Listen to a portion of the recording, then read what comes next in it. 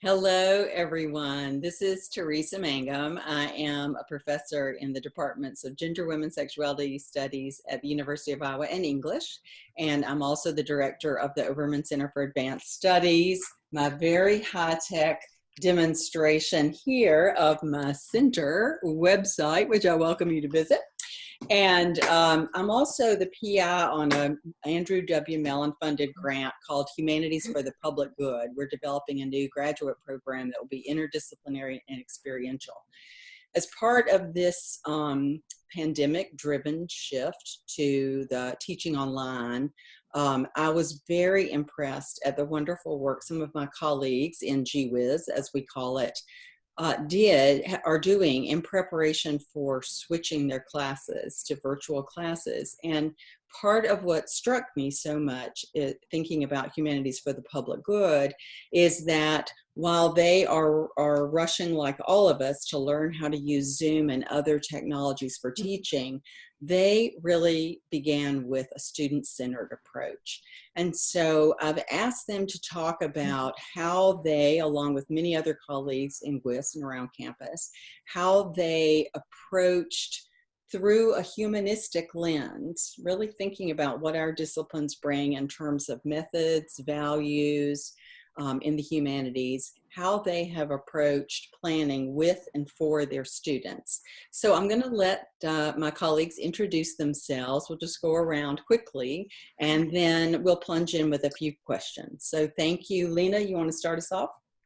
Absolutely. I'm Lina-Maria Murillo. I am assistant professor in the departments of History and Gender, Women, and Sexuality Studies.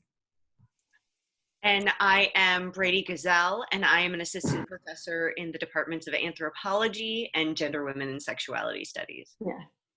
And I'm Lisa Heineman. I'm a professor in History and in Gender, Women's, and Sexuality Studies. Thank you all. So let's jump right in and threaded through the questions. I hope we'll all keep thinking about this issue of what do we as scholars in the humanities in particular bring to this conversation and this huge educational transformation. So the first question is, how did you all go about including your students and understanding their needs and constraints as you designed your courses? And Lina, maybe you could start us off. Well, I was very fortunate actually that we had a good thread going through the GWIS department about sort of where do we go from here. And one of my colleagues, Naomi Grazer, sent out a quick comment about a type form that she had created. And so I emailed her right back and I said, was that fruitful? What, of the questions that you asked your students in the survey, could you tell me like the top 3? And she was like, yes, absolutely. As we do in GWIS, we often share, we're very generous with each other. And so she shared 3 of her top questions, and I created my own type form and sent that out to students and essentially asked them what their situation was, if they could access, what was their sort of issue with accessibility. Do they have a computer, access to bandwidth, good enough for streaming, and where their sort of mental health was, right, with all of this, where their physical health was, and just in general, kind of taking their temperatures, right? I mean, not to be so literal with the current situation, but really just trying to figure out where they how they felt and where they were. Also, I didn't realize a lot of students have gone home, and home is not Iowa. Home for many students was another state. I had a student go back to New Zealand. So a lot had changed in that week of spring break. So so that type form actually was probably one of the most helpful tools that I used early on. And I did a much lower tech version of that, kind of at the same moment, but using slightly different questions. And it's interesting listening to Dr. Murillo talk about the ways in which, in one sense, this was an effort to really just find out where our students are, but also the ways in which it also drew upon a lot of the things that I know all of us talk about in our classes. So part of the questions were, of course, about access. And we've already talked about structural constraints to access, so what are the things that shape the landscapes of, who has computers or who doesn't have computers? There were also something that I asked in mine were about what the home context sort of barriers to accessibility in terms of labor. And we've been talking actually a lot about domestic labor already in our class. So, I'm imagining the kinds of caregiving that they might have to be doing, or what we found out, all of us found out, is that many of the students lost jobs. And so other kinds of constraints that would affect their ability to interact with the course content. So it was amazingly, and while there were sort of tick boxes of yes, no, I have a computer, yes, no, there was also a lot of qualitative space that I know we included on all of ours for students to use to discuss the kind of, to help process the moment of where they are. And a lot of those that responded took advantage of that an enormous amount. Yeah, I actually used our course software to develop a survey. It was the lowest tech way to go, and I knew that students were all on it anyway. And I think the only thing I would add to what both of you have said, I also borrowed from my colleagues' surveys and then tweaked them a little bit for my own use. But the first question I just asked was, on a scale of 1 to 5, how well equipped do you feel to move forward? Consider your physical circumstances, what access to technology you have, your level of distractedness. And I just put that question out there. And I also, separate from that, even before I did the survey, I just sent out an email saying, I'm thinking about you. If any of you want to just drop me a line and just let me know how you're doing, I'd love to hear from you. And I think for a lot of them, both that and the survey, part of it was what questions did we ask specifically. The other part was the fact that we were asking at all. And I have to say, I got some emails saying, I'm really so stressed. I'm really glad you're asking. I got other people who show me pictures of their pets. My dog is so happy to see me again. And it was really nice to sort of see people able to process and communicate about the real range of things that's going on. One of the things that I know that some of you also heard is, of course, in a department like Gender, Women's, and Sexuality Studies, many of us are teaching courses that deal with reproductive issues, that deal with social justice issues, that deal with racism. And so subjects that are tough subjects, and part of what we value about having discussion classes, I think, is that it is a space in which students can really ask hard questions and can, debate different points of view. And then suddenly you all were discovering in ways that I thought were just so powerful that we were assuming that many of our students could walk into a home that might be a very tough place for them to reveal their sexual identity, for example, or for them to talk about debate the different perspectives on abortion, all sorts of topics that are tough topics under any set of circumstances, but could actually put people in danger. So I wonder I wonder if you would just say a little bit about those discoveries that you made, and how that shaped the way, and this might head us into thinking about teaching strategies you'd chosen that you might not have without learning about those circumstances. Well, I did. I had several students reply that they went back home and that their living arrangements had completely changed. I have a student, for instance, who said, I live back with my parents, and my parents are taking care of my sister's children and my neighbor's children. And so during the day from, 8 to 6, the house is full, and it's a small house and it's loud, and I won't have a quiet place to be able to have class time, to be able to do sort of live discussions.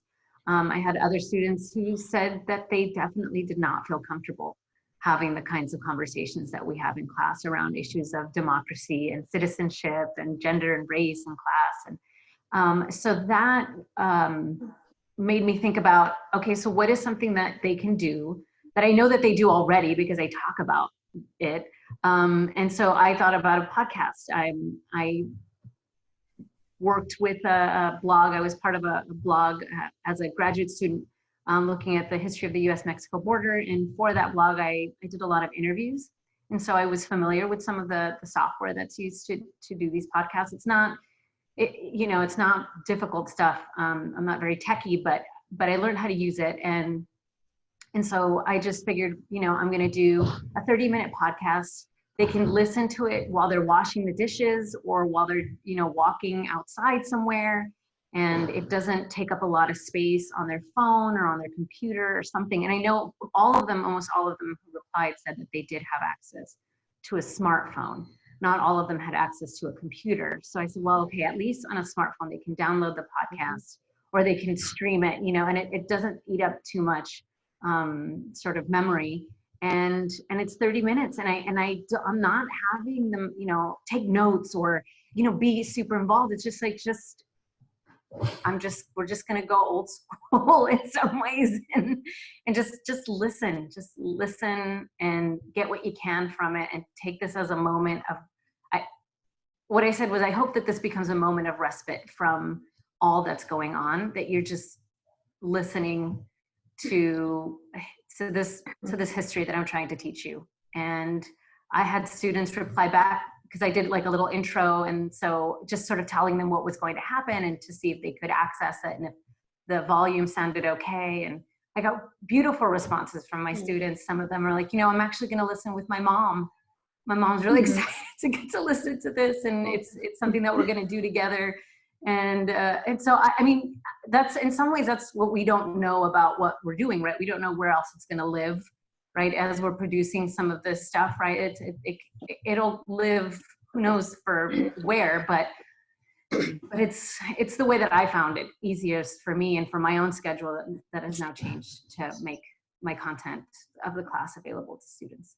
Yeah. Thank you. I'm teaching 2 classes now. One of them is a class on Holocaust and history and memory. And already in the first half of the course, I would have students who would be unable to continue in class or who write to me and say, I could not finish reading and taking notes on this stuff. I have my own traumas, and they weren't, they weren't sort of saying, why are you assigning this stuff? They signed up for a Holocaust class, but they were just, letting me know that this was really hard for them anyway. Okay. Now we have students who are, super anxious for all kinds of other reasons. And I actually, with that in mind, and again, I was getting this partly came from the surveys, just the level of stress, but also the fact that I had prior knowledge of these students from our interactions in the classroom. And I knew what kinds of, that this is just incredibly hard material anyway. So that really caused me to redesign the course. Also, honestly, both in terms of what they would have to view or read at home. Again, not all of them, it's not feasible for all of them to be watching certain kinds of videos in their home environment, that sort of thing. But I also kind of had to have in mind that I sort of had to shift more of our readings to thinking about preserving life, preserving spirit, preserving history. And since it's a history class anyway, thinking about, well, how do we preserve history?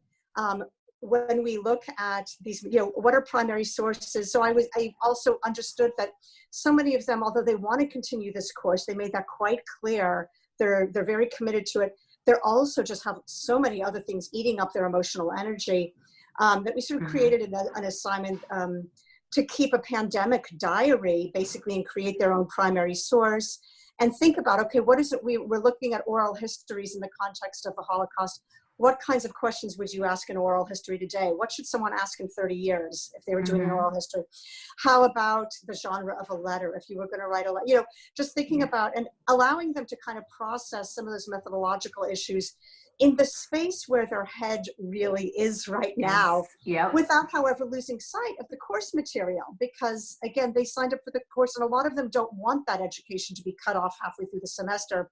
But I just had to do a lot of thinking about where they were emotionally, the nature of the material, and what it was going to mean to not necessarily be able to process it in real time in the classroom environment. Because of course the classroom, it's one thing to deliver content online, it's another thing to actually process. And well, again, it was very clear that community was really important to my students, and that we couldn't maintain it in the same way. They have jobs that meet when our class was going to meet. Now they have different family responsibilities, different household situations, like Lina explained. So we're having basically an optional Zoom session, or they can participate in a discussion board. And I'm asking them, basically, I want you to be part of the community. I want you to engage once a week, and you have your choice which way is going to work for you. And they can switch twice a week, but they express a lot of desire for community and a lot of genuine constraints. I think and these one are the of kinds the of things we want to juggle.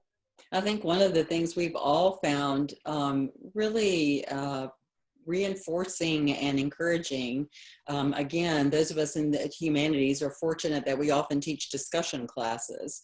It's discussion-based classes or lecture discussion classes, is hearing how many students really do want to stay connected, that that their classroom community is kind of a lifeline, and might be even more so in the next month or two. Brady, did you want to add anything about how you've rethought the way you're going to teach?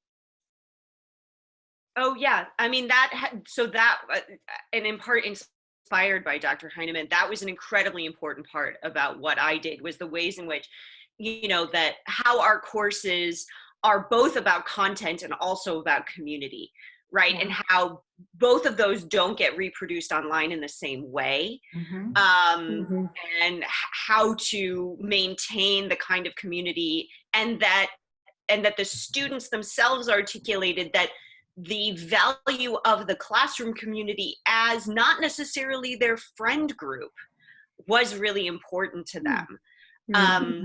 So very much inspired by Dr. Heineman, I was thinking about, what are the ways in which the community can be created in a way that feels possible and nurturing, but not burdensome. So what are the optional ways of doing that? And it actually came out of a suggestion. My ultimate tack came out of a suggestion from a student, which was to go in a way semi-synchronous, if you will, and take a group texting app.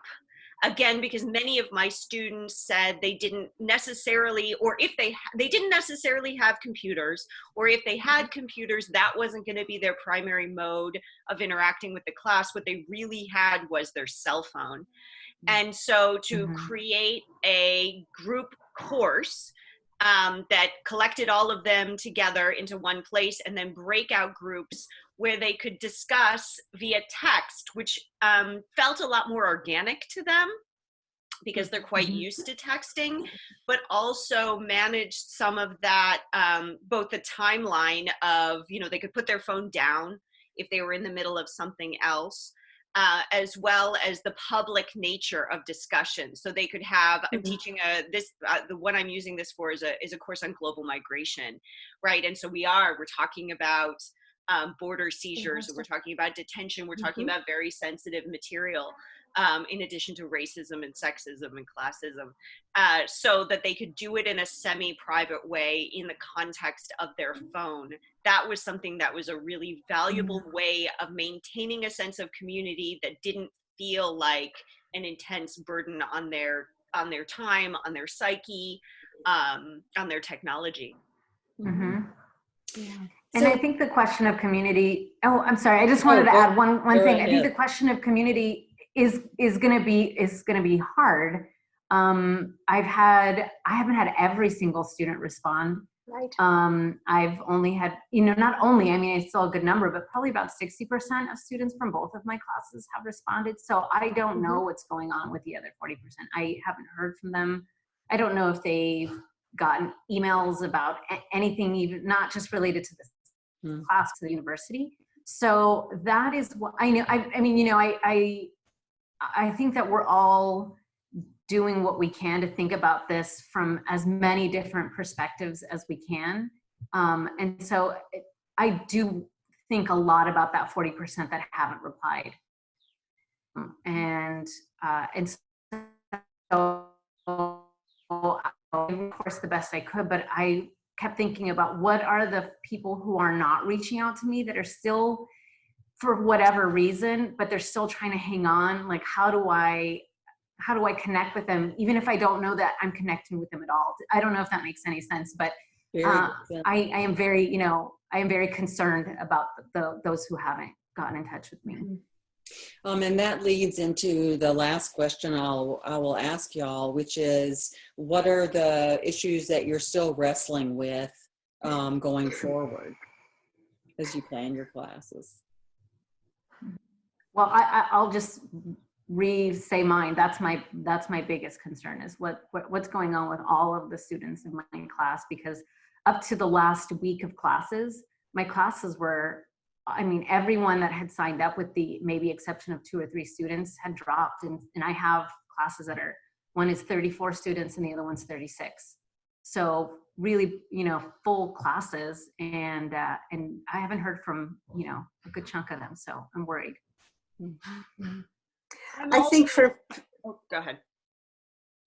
Go ahead, Lisa. I think for me, I think for me, the big question, honestly, of course, we've been doing so much planning and so much collaborating and consulting with each other, but at Iowa, at least, we don't start again till next Monday. So I just feel like, I best laid plans and all that, I just sort of feel like really going to need to just sort of see what actually happens. And the reality is, I mean, all of us have written into our revised syllabi, of course, this is subject to change. Not only might the situation around us change, but within each class, we'll start to see what works and what doesn't work. And we want to be flexible. Flexibility is a really important principle in this situation. And of course, things change that we have no control over. The college is making decisions. I think a lot of us had made plans for how to think about grading moving forward, and the college decided yesterday that students will have the option of pass-fail, which they can take till the very last day of class. And I think that's a very humane option, but it does mean that a lot of us now have to sort of rethink. So I think all of us are just kind of understanding that we don't yet know what's going to happen with the students we haven't heard from. I suspect that some of those who are wanting to participate weekly in Zoom sessions to, as freezing on us, Lisa. Change, and I just think that. Yeah, I mean, the unknown, everything is experimental. I think for me, you gain so much information in those first 10 minutes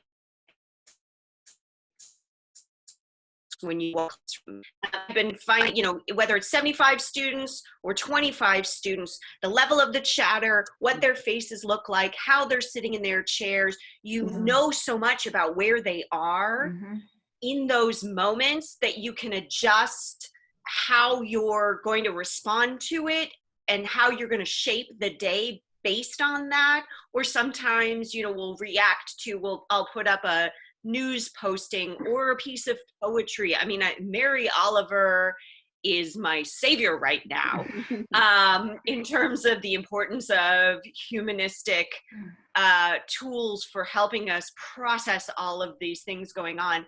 And I don't have that kind of information on a really day-to-day level. So, the loss of the students who didn't respond to the survey, but also the ebbs and flows of the arc of this, I'm really concerned about morale. And I'm concerned about morale, not just in the context because a lot of what we switched to were the ways in which the class is a grounding for a kind of larger civic project in the kinds of human you want to be in the world. And so a lot of when we're thinking about taking the tools that they learned for analyzing social inequities and putting them into action in coping with the pandemic in their communities. And that is incredibly difficult work. So how are they going to be able to sustain it? And how can I respond to where they are to provide them whatever tools I can, given the limitations of my own labor, to help them in that project? And that sounds like a great place for us to wind up.